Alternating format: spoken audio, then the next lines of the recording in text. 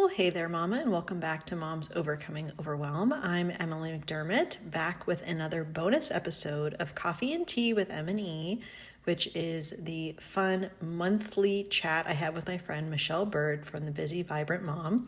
And in today's conversation, we're talking about why creating a peaceful, predictable home environment is crucial in today's chaotic world, about proactively planning for upcoming seasons to reduce stress, especially as the holidays are almost upon us, and also limiting screen time and involving kids in decision making when it comes to traditions and activities that we continue with as a family. So I know you will love this conversation with Michelle. And like I said, we do this about once a month. So I hope that you enjoy it.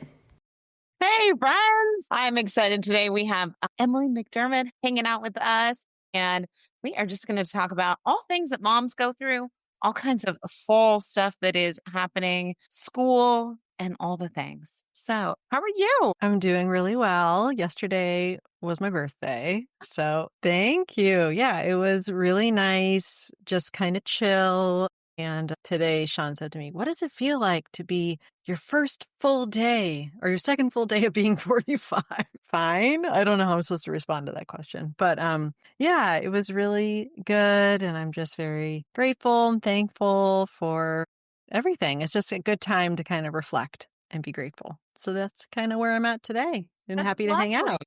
Did they Yeah. do anything special for you? Well, Andrew had soccer, and so we couldn't do much, but we did go out to dinner Sunday, which was nice. And then we had cake and ice cream, and they got me flowers. And so that was all really nice. But I cooked a very low key meal. I didn't do anything complicated because I was like, yeah, I really don't even want to cook. Yeah, it was good. It was just because of the timing of it. And I went out with my friend Saturday night and we went to have dinner. And so that was all really nice. Just like a nice fun time with family. It was good. That's awesome.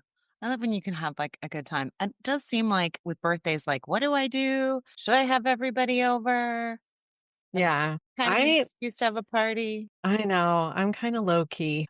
My girlfriends that live in the neighborhood, we just walked up the street to this Mexican restaurant and just kind of, I don't know. I am going to Mexico for a short little girls' weekend, the beginning of October. So I'm looking forward to that. It is kind of a quick out and back. That being said, I will take any excuse to just sort of go away for a little bit and hang out with friends. So that's the next thing I'm looking forward to. And yeah, it's just my favorite time of year. It's like the weather getting cooler and my birthday and back to school, and kind of that new rhythm is one that I like more than other seasons for sure. I agree. I agree. I love the rhythm of like fall, and then we have, holidays that start. And for us, Halloween is really big, not because we like the holiday of Halloween, but because we're on a neighborhood where we get lots and lots of kids. So it's more so that like everybody decorates on our street and we know we're going to get lots of trick or treaters. Our youngest, his birthday is October 1st. So it kind of starts the season, kind of fun. So, and I love it fall. Like I love cozy boots. I love sweaters. I love like the coldness, and summer is not my friend. Yeah, it was a little warm here yesterday. So when I got my free Starbucks drink, I did do iced rather than hot. But I am looking forward to kind of having some of those like hot, cozy drinks. It's usually when I'm walking around because I work in the basement, and in the winter it is kind of cold down there.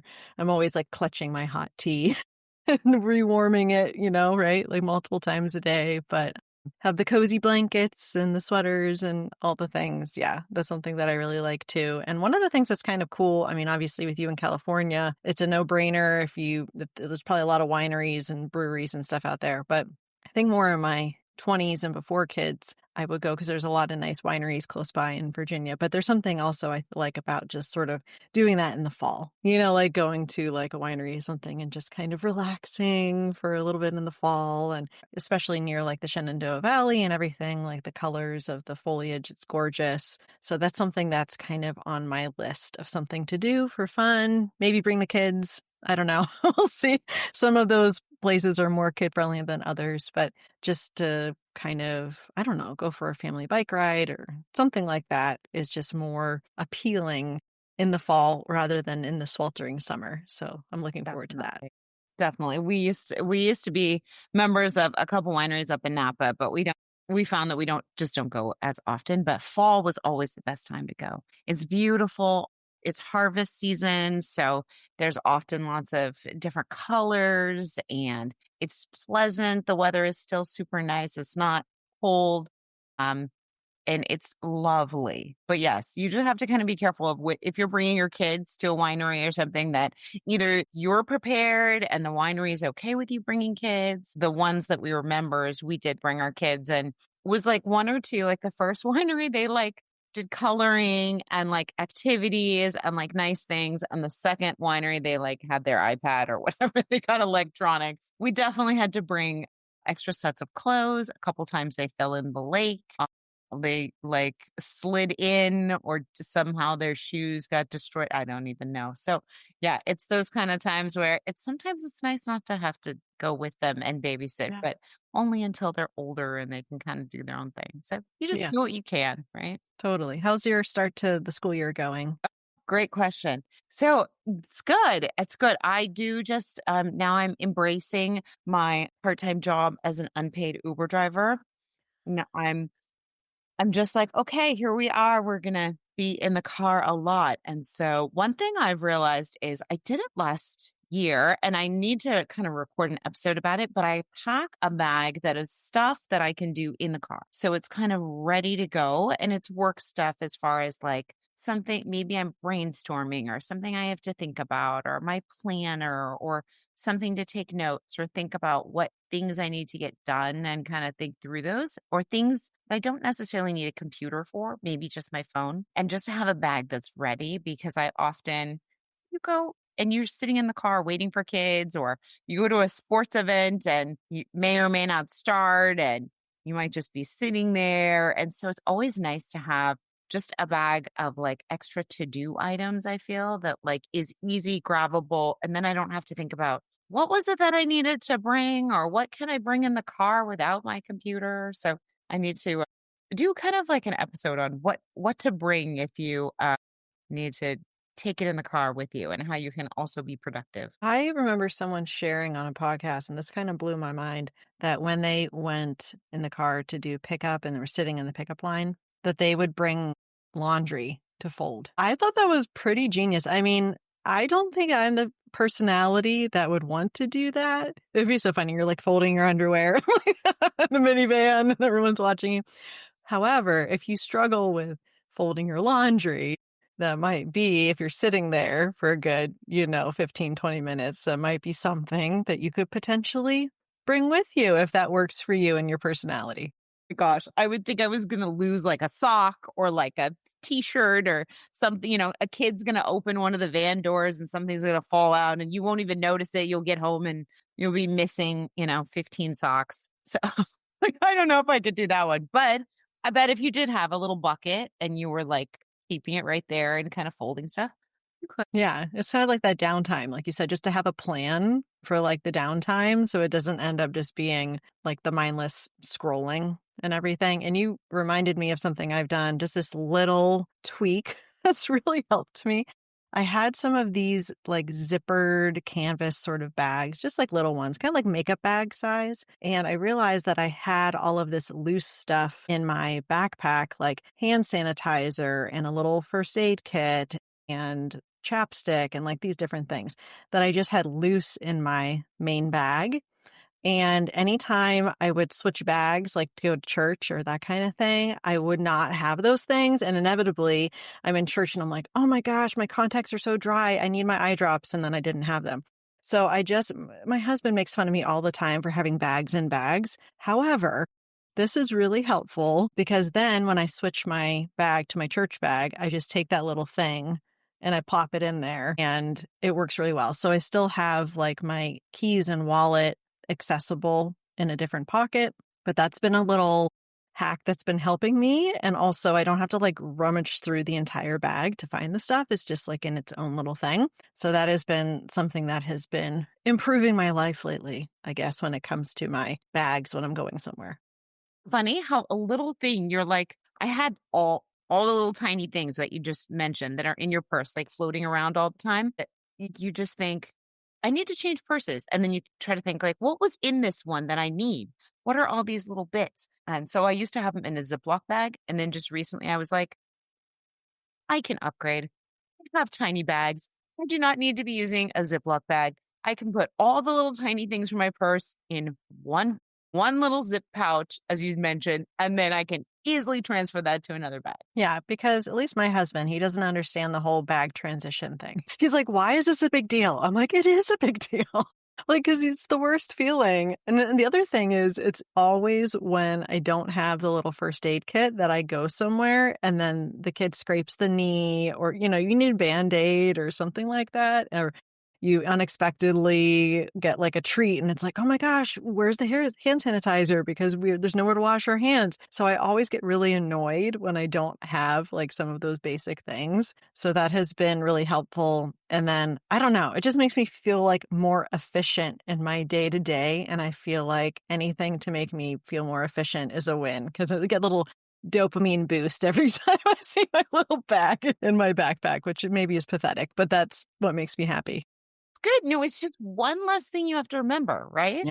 So it's taking those things that you're doing every day, like transferring to a different purse, or, you always wear the same jewelry with certain outfits, of making less decisions. So you're making less decisions of what are all these little pieces that I need to put into the other purse I'm taking, right? Instead, it's just one decision of everything's already in this little case and I just take this. Yeah. And I can't remember last month if I mentioned this, and if I did to everyone, I'm sorry. But it's something that is also improving my life. I just have a really simple whiteboard where I finally started writing out all the meals for everyone to see. And I know we've talked about communication boards and everything. I never really did any of that, and I still don't have like the perfect one and the perfect thing. But it actually has the added benefit of just keeping me on track where I'm like, okay, I said I was going to make this thing. And even though my energy is kind of low or I'm kind of like not feeling it, I'd rather just do that because at least my youngest holds me to everything. He would be like, Mom, you said we were having yellow potatoes and we're having red potatoes, going like wiping out yellow and writing. He's very detailed. And he But actually, good. yeah, he helped me with the last meal plan because I had gone through the week before, like 3 out of the 4, 5 meals. He was like, well, I don't like this. I'm like, okay, fine. You can help me meal plan. And then, of course, the first words out of his mouth, I want mac and cheese. And I'm like, okay, well, of course. I'm like, but you don't understand. You have to make it healthy. And daddy likes to have protein. And he's like, well, milk's protein. I'm like, okay. But like, so he realized it's not just as easy as let's just write everything down that I want to eat. We have to take in consideration everyone else in the house. So that's kind of cool. I'm trying to involve him a little more, at least in the planning, so that if he wants to turn his nose up, it's like, well, you help me plan it. So it makes meal times a little bit easier. And I got 2 different types of conversation cards. I got a would you rather deck. Yeah, I forget what the other one is. I'll let you know so you can put it in the show notes, but it is kind of like different topics and it would just be asking these questions because I found they're always trying to jump up after the meal is done or if they're done, but then no one else is done. They still want to jump up and it's hard to keep them in the seats. Like I joke that I'm going to tie them down during dinner because they keep getting up and it drives me nuts. And so I'm like, okay, well, if you're done, your brother's not done yet. So why don't you pick a card and let's do a would you rather? And so that's a way for us to to connect, obviously, as a family. But my real reason is that I want them to stay in their seats and not jump up and go around and everything while people are still finishing. And so those have been a nice way to make dinner more enjoyable, I guess, for everyone. And what a great concept. It's easy. It's a little thing. You're just like, hey, I want to make them sit at the table for a little longer. Maybe if we, and sometimes that works, sometimes it doesn't. But I love just the idea of a game, especially if they're into it already and they're like, okay, I'll hang out here and play a game. We did something not quite similar, but we moved. So we have a tendency to like to relax while we're watching TV. And we watch lots of YouTube and we have funny ones that we connect with and that we watch. We see if they have a new one or we watch old stuff that they've done. We loved like Dude Perfect and How Ridiculous and just some other funny ones. And so we'll just gravitate towards eating and doing like picnic style dinner and watching TV. And then we don't notice how the evening flows and that, oh, suddenly it's like really late. We've all just been hanging out and sitting here and we haven't really connected. We haven't really talked. So what we started doing, or what I wanted to start doing, is we're eating dinner in our dining room, which we never eat dinner in the dining room, but we're eating dinner in the dining room. And that forces us to be away because our kitchen is like one long kind of kitchen that flows into the living room. It's all open concept. And so if we're in the kitchen, we think, oh, yeah, we could just turn on the TV. It's right here. But if we're in the dining room, then we're in a different room and the TV is like far away. And so we've been trying to eat in the dining room. And then that way the kids can leave all their homework out on the kitchen table. It doesn't matter. But then when we're in the dining room, we're forced to kind of connect and talk. And our conversations are so much better. Yeah, you were reminding me of this concept that I've read in kind of like habits books before about friction. So when you increase the friction in a situation, it's making something harder. And then when you remove the friction, you're making it easier. So in that case, that's an example of friction because it would be difficult to see a TV or to crane your neck to be able to do that. So you kind of put sort of that extra friction. And I interviewed someone on the podcast who was talking about how she could never get her kids and her husband to put dirty clothes in the hamper because it had a lid. And she's like, and I really Classic. I didn't want like an open laundry basket. I just didn't like it. But it was like too much friction for them to lift up the lid. So then she just ended up doing an open basket. And then miraculously, all of the clothes made their way into the basket. So sometimes it's recognizing like, do I need to add a layer of friction to make something more difficult for myself, especially when it comes to like distractions or that kind of thing? And then can I remove friction to make it easier for myself or my family members in order for things to run smoother? So that's been front of mind for me recently. Like, are there any bottlenecks in our routines or things going on that either we need to add friction at a different point or do we need to like remove friction? So that's been one of the things I've been thinking about lately. It. And that's just, natural of let's make this a little bit more easy. Let's, as we said, make this a little bit more difficult to get to the TV so that we're not, watching it and it's not like an easy thing to just turn it on. So that's so fun. I love that. Yeah, I geek out about all the habit stuff. And so I'm like, okay, how can I use this in my day to day? And I think I've mentioned, the apps that I use like on the phone, on the computer to kind of prevent me from going on different social media sites during the day and everything. And that's been still really helpful. And especially just the world is always crazy, but the more crazy the world gets, it's like the more I just want to have like protect your peace. So it's kind of like, okay, what are some ways that I can protect my peace and protect the peace of my kids too? So we've been on this YouTube fast, which for my kids, which I would love for it to just last forever. My husband said that Andrew was asking about, oh, when can I watch Mr. Beast again? His time of his no YouTube sentence is coming up soon. And I'm like, can't we just extend it? I'm sure they're going to do something. We can't do it anymore because I find that not so much for the channels that you were mentioning, but for some of these other ones, their attitude, I can tell a difference. And I was talking to some of my mom friends, and even if they had girls or like different ages, they were like, yeah, it's just when they're done, it's just like, they just have more of an attitude and like talk back more and all of these things. And I've just noticed that hasn't been happening over the last couple months. And I'm like, can we just please keep this going? So I don't know, that's still to be determined. But I said to my husband, like, we need to have some sort of rules in place. Like maybe it's only we can watch 15 minutes of YouTube at a time or something, because there is sort of that threshold, at least for my kids, when I definitely notice that the attitudes shift. But again, this isn't something we're watching as a family. This is just something like I'm cooking dinner and they're watching, Mr. Beast or whatever. Any thoughts on that? Or do you notice that with your own kids that like prolonged YouTube or whatever, that they're starting to get a little attitudey? Yes, definitely. And they also just want to watch a bunch of stuff on YouTube. It's not like, even if we've seen a bunch of Mr. Beast videos and we've already seen it, they'll go back and watch another one, or Dude Perfect or something. They'll go back and watch one that we've already seen like 50 times. They just, and so it's kind of, I feel like, why are you watching that again? Or there's ones that they watch that I hate that are Minecraft. So it's somebody playing Minecraft, talking about Minecraft.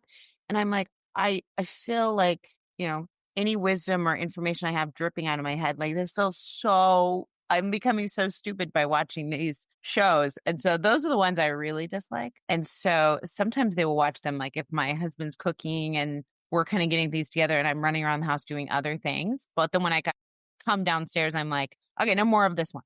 But yeah, definitely. We noticed a difference when we were watching it more often.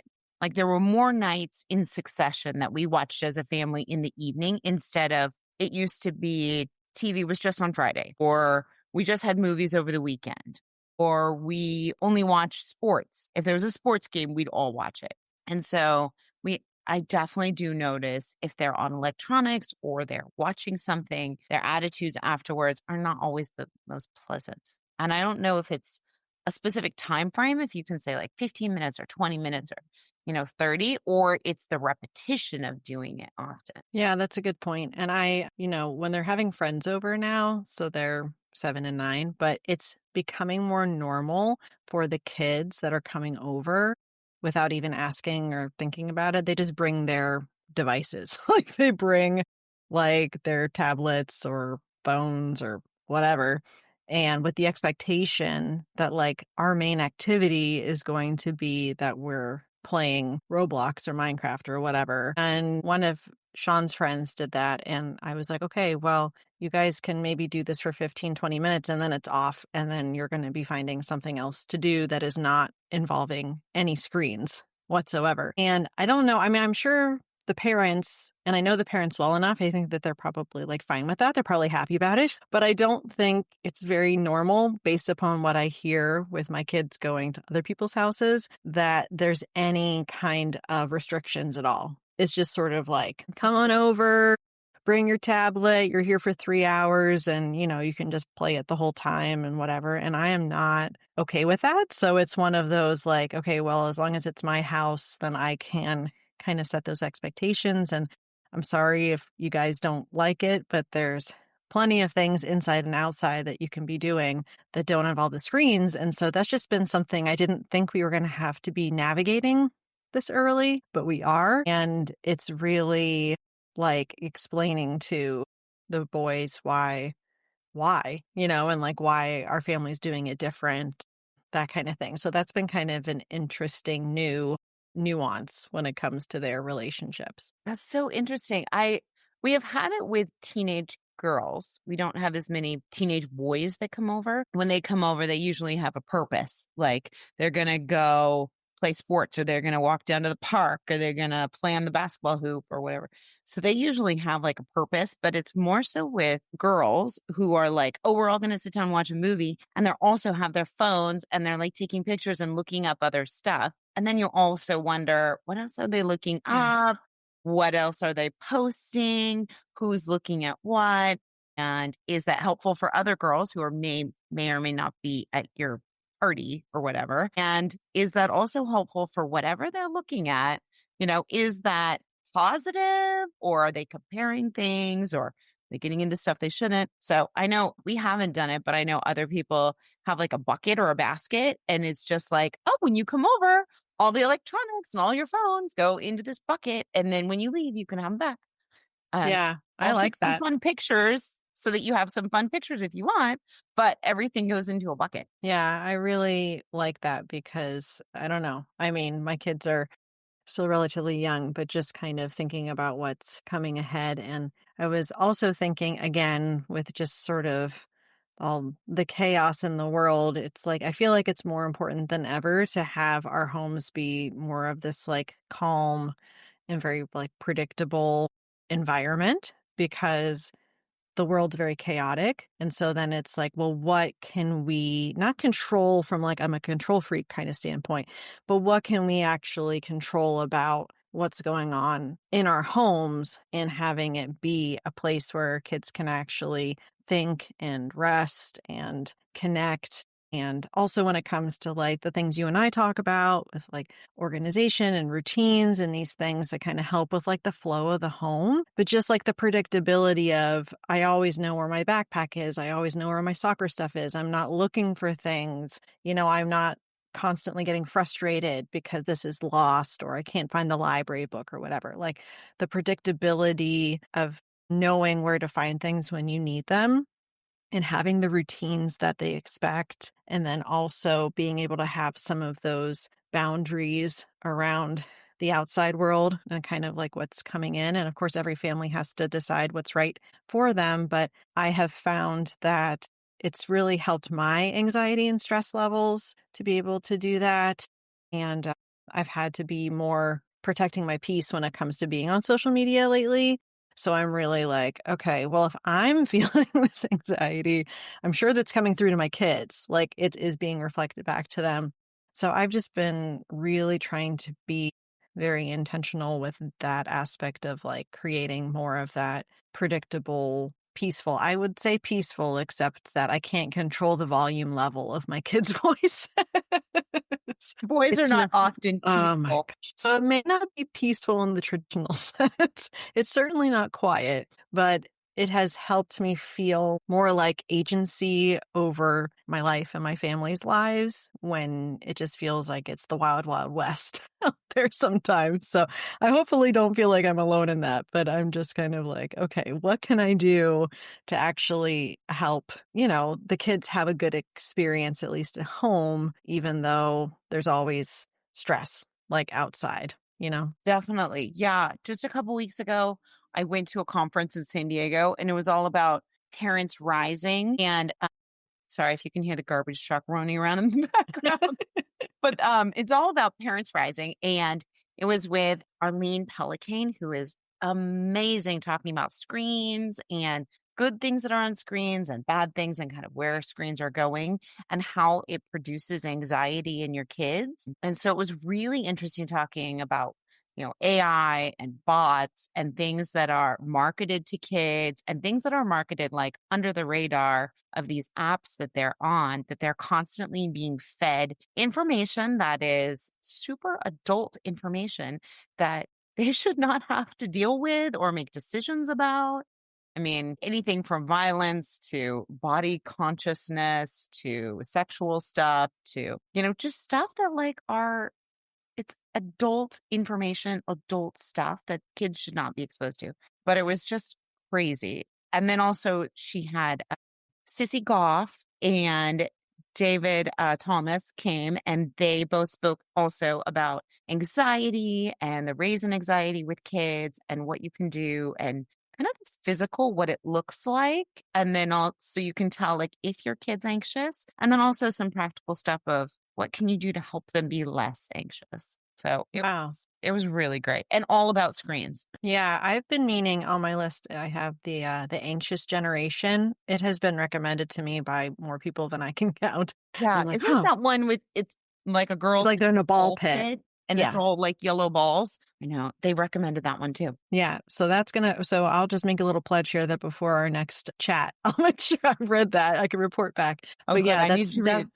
yeah, that's definitely been recommended. Yeah, I mean, one of the things we've noticed with our oldest, I actually got an email from his teacher yesterday about how anytime something is new to him that he's learning, my son, that he gets frustrated. He was actually crying a little bit in class. And we've noticed that with like homework too. And I'm actually listening to Mindset by Carol Dweck, all about, growth mindset and fixed mindset. And I've known about those things for a while, but I've never actually listened or read the book. And there's a lot having to do with even kids at a young age, like elementary school, about having that fixed or growth mindset, and the fixed being like, I'm either smart or I'm not. So if I'm smart, that means that I can't get things wrong on a test, because if I do, that means I'm dumb. So it's very like dichotomous, whereas the growth mindset focuses more on the effort, right? So it talks about, when we are parents, as parents, praising the effort, not saying, wow, great job, you're so smart, saying, oh, great job, you worked so hard on that. Like, for example. So I'm still at the beginning stages of the book, but I'm trying to think of ways to incorporate some of that into talking with Andrew about, like, why is it so frustrating for you when what does that feel like when you don't know something? Do you feel like you're not smart? Like, I do get the sense from him, not just perfectionism, but having that like very fixed mindset. And that can cause a lot of anxiety in kids when it's like, oh, I thought I was smart. And if I don't know how to do something right away, that means I'm not smart. And honestly, I think that I don't want to blame YouTube for everything, but when they see these YouTubers that are like so famous and so successful and everything, they don't see like any hard work that's going into anything, right? So they're like, okay, well, I can just make a video and then, I'm going to be famous and rich and have 1 million subscribers, but there's no indication of any kind of effort that has gone on. And I feel like that's really lacking, at least with my kids, like really understanding the effort that goes into something. So anyway, that is a work in progress. But if anyone has any ideas for resources for kids about like growth mindset or whatever, we're really trying to focus on that and really be careful about how we speak about test results, or like, oh, you had a quiz, instead of great job, you got 100%, saying, oh, wow, you worked really hard on it and it shows, or something like that.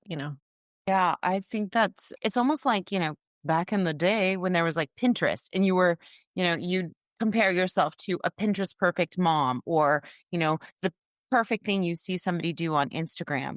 And you didn't realize that they were either cultivating that, they were making that look super special, they had photoshopped it and fixed it up so it looked this way. And that's almost like what's being done with videos, right?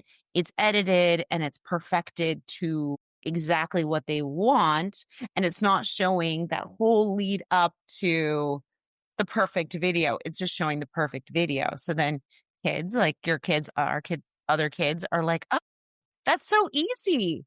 I could just do this video and become amazing. Yeah, or they think that what's happening in the video is so easy to do Yeah. because it's like the reality TV concept where like things aren't actually happening as reality. Like they're totally scripted and planned and everything. So then when something is actually hard for you, you're like, oh, there must be something wrong with me because this is actually hard and I don't see things being hard. Right. So I'm always the first to admit, not only when I make a mistake, but also like, okay, well, this is really hard for me and I'm having a tough time with it. And maybe I need to take a break and go back to it because I'm getting really frustrated, or maybe I need to ask for help, or maybe. So I'm trying as best I can. I've really cleaned up my self-talk. Like instead of saying like, oh my gosh, I'm such an idiot, and like having that come out of my mouth, which I did a lot before having kids, just being really careful about how I speak about myself, but then also being a prior perfectionist, especially when I was a kid, and seeing that in my son. I'm just wanting to be like, okay, how can I look at my effort, or how can I equate this to, forging new neural pathways, like you're going down a new trail that's never been gone down before, or like what are some ways we can spin this discomfort into something more positive? Because, if everything was easy, that wouldn't be so fun for anyone, like learning things because of something hard that you've gone through or whatever. So this is this overarching long-term parenting thing I'm trying to do because no one wants to hear that their kiddo's crying at school, right? Poor little guy. And yeah, I think just to reiterate that the hard isn't bad, that it's, you And that makes you appreciate the good so much more. It's almost like waiting, right?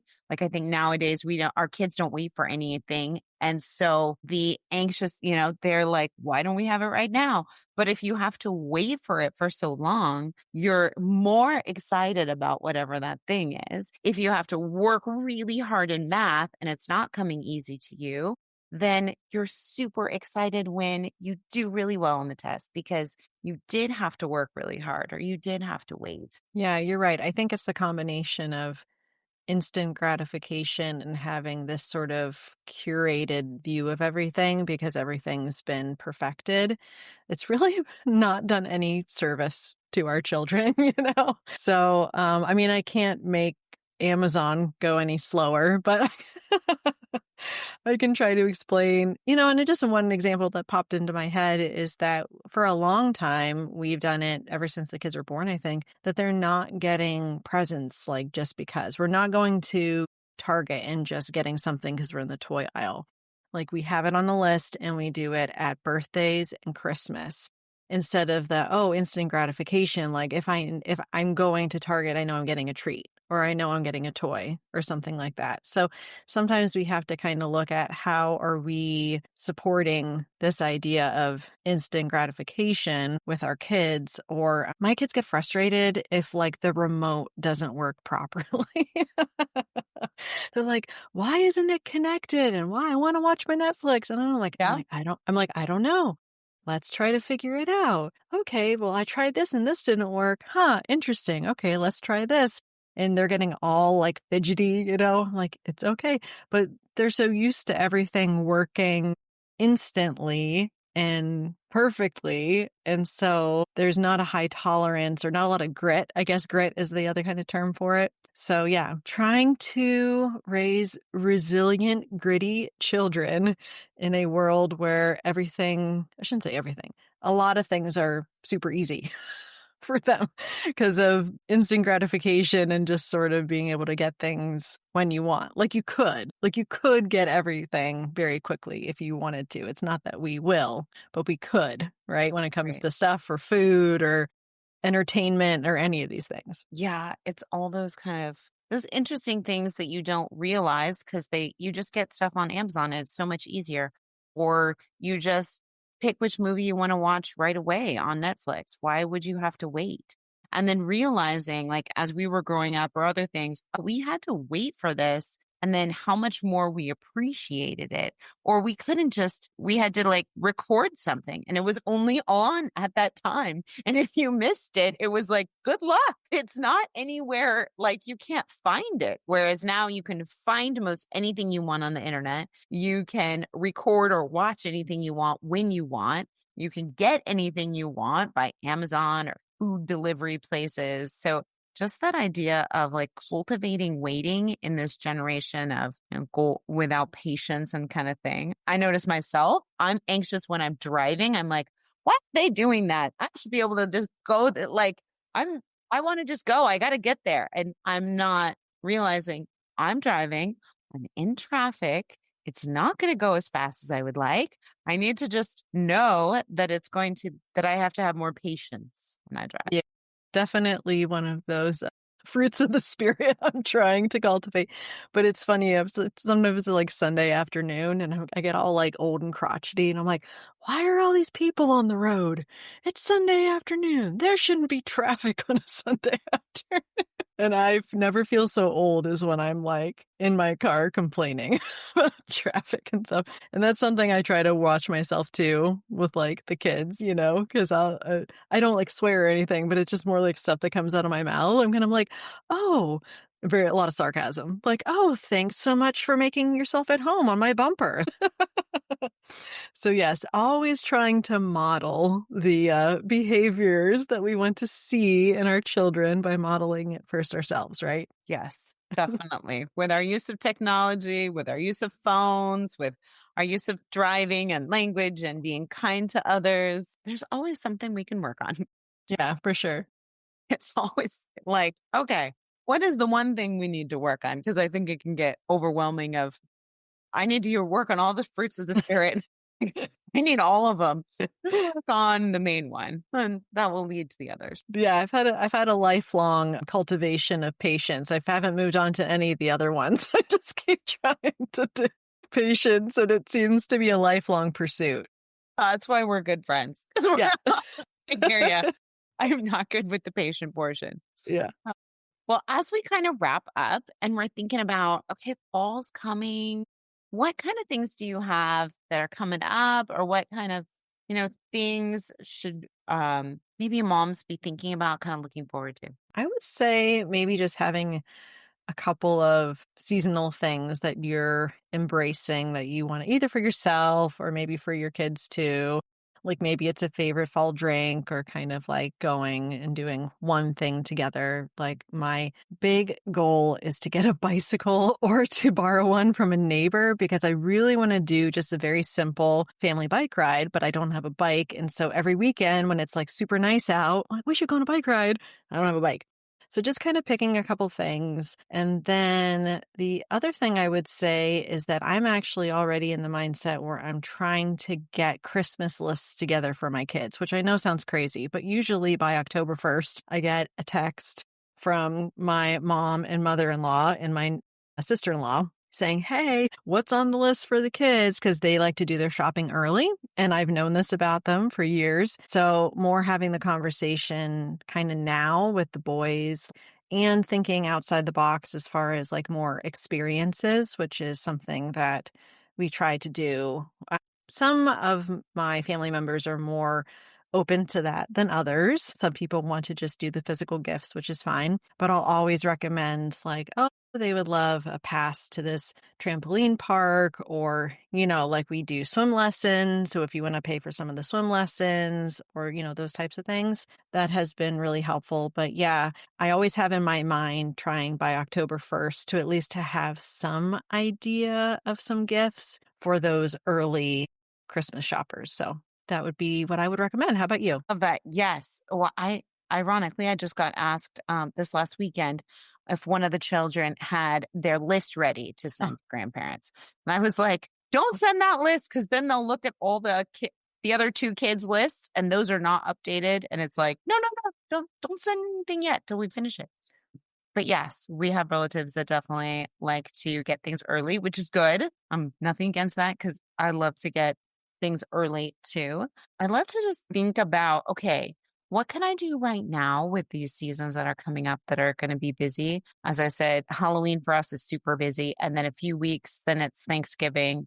And then a few more weeks, it's Christmas. And then it's New Year's that hits right away. What kind of things can I be doing now to really enjoy the holiday season? Whether it be planning out what gifts are we going to get for people or making sure the kids' wish lists are all ready to go so that that's one less thing we have to do. We tend to decorate. I always decorate before Thanksgiving. I decorate for Christmas because we go away for Thanksgiving. And so um, I decorate the inside of the house before so that when we come back, it can be all ready to go and I don't have to worry about when am I going to get things decorated? And we got to get all the boxes down in the garage and all the things. And so, what kind of things can you do now? And some things are a longer runway. So, maybe like Christmas cards or wish lists or those things. And then, what can you plan to do a little bit closer so that you can take off a lot of stuff on your plate before December? Because December is so much fun. And there's so many lovely things to do that aren't offered at any other season. To go see Christmas lights, to go play in the snow, to go drink hot chocolate. And you can't enjoy those things when your plate is so full of to-dos. yeah. In saying that, I'm like, yeah, I need to thinking about some of these things too. And probably I would just add to that, making a list of maybe things that you did in a previous season. So for example, maybe we can take Halloween. So if your family is like really into Halloween, what are some of the things that you did last Halloween that you can remember? And are any of those like kind of a love it and leave it list, like are any of those like, okay, we absolutely have to continue to do this because the kids really loved being able to do this on their own. But I'll skip the corn maze this year because I actually have nightmares about being like stuck in escape rooms and not being able to get out of mazes. So I'm not a big fan of a corn maze. So like that would not be on my list for September, October. But yeah, just kind of thinking like, what have we done in the past? What's working? What's not working? And thinking about that. The things that might need a little bit more lead time, like the Christmas cards. Do I want to send physical cards this year? Was that just so much work that I felt like it wasn't worth it? So this time I can just sort of email cards and put it on my Facebook, profile and call it good. Or is that something that's actually important to me? Because if it is, then I need to be figuring out, like, do I want to use just a family photo that we have already? Or I know some people, they like to take fall photos so that they have something for the Christmas card. It kind of depends. But anything that might take a little bit more forethought and planning, just asking if you want to do it the same way that you did in previous years, or if you want to make any kind of tweaks or changes. So I like thinking about that kind of stuff a little bit more in advance. Husband is not one to proactively plan the Christmas lights or like to research like what houses in our neighborhoods have the really cool lights.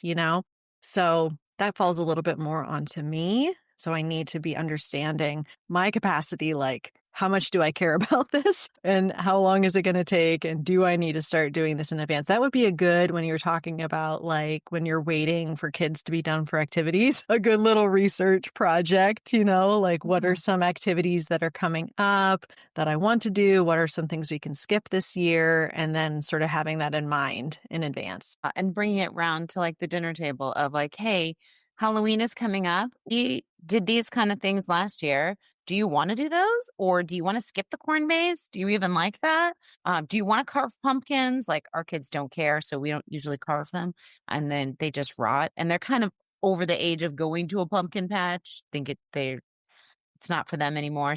Those little things of like, what, and ask your family, because sometimes they feel really strongly about something you think they didn't care about. Sometimes there's something you think they care about, which they don't really care about. That is so true. And I even find that with like foods, honestly. I mean, don't even get me into like when I buy the Costco size bag and then they decide they don't like it when I bring home the Costco size bag. I have donated so many snacks to like other moms because I'm like, my kid used to love it and today he hates it. So do you want this huge bag of pretzels? But when it comes to some of those like holiday quote unquote traditions and treats and stuff, like, okay, well, I was going to make these pumpkin cheesecake muffins. I think you guys liked those last year. How does that sound to you? And if they're like, ew, we hate those. Well, then I'm not going to take the time to make, 24 of these muffins if no one's going to eat them. So I think it's good just not making those assumptions that what you've done in the past is necessarily going to fly this year, and actually having the kids being involved in the conversation is good too, because then it's like, oh, well, is there anything that you would really like to do? And that's great, like you said, for dinner time conversation, because that will keep my kids in their chairs when they're being asked, like, what do you want to do? And what would be fun for you? They can talk forever about that. So yeah, I love that idea, and just kind of incorporating it into the normal conversation of your family. So, well, I know what we're talking about at dinner tonight. So thanks, Michelle. There you go. Yeah, the longer runway you can have to just take more stuff off your plate so that by the time you get to where you want to be, that you have a lighter load. Just makes you enjoy whatever time that is a little bit more. So help your future self. Yes, definitely. I love that. I'm all about it. Well, thanks for hanging out with us today. We'll put all your information in the show notes just in case people haven't listened to you or would like to find you. Where would they find you if they haven't noticed you before? Yeah. If you've been under a rock. No, I'm just kidding. I'm really just kidding. Yeah, I am at Mom's Overcoming Overwhelm. That's the name of my podcast. I just celebrated 3 years of the podcast. I started on my birthday 3 years ago. So just a little over 3 years. And I don't plan on stopping it anytime soon. It's so fun. And then get to talk to cool guests and connect with amazing people like Michelle. So yeah, that's where you can find me. Awesome. Well, thanks so much. Yeah, thanks for having me.